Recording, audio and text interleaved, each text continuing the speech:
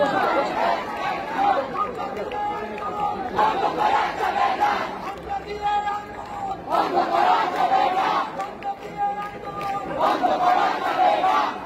দেশে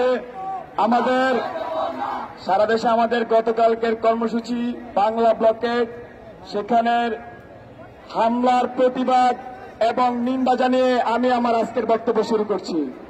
আমি জানিয়ে দিতে চাই, বাধা দিলে বাঁধবে লড়াই, সেই লড়াইয়ে জিততে হবে।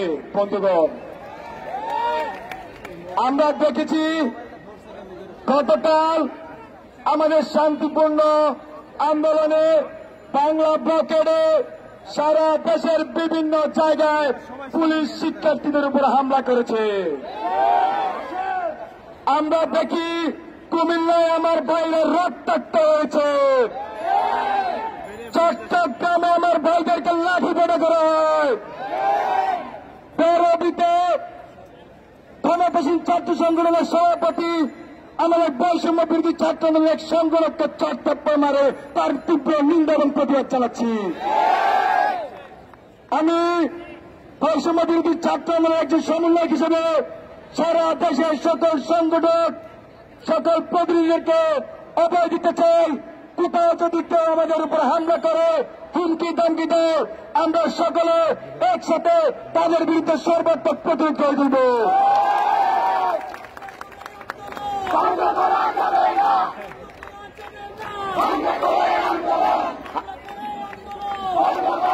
খুবই দুঃখের বিষয় বন্ধুগণ, খুবই দুঃখের বিষয়।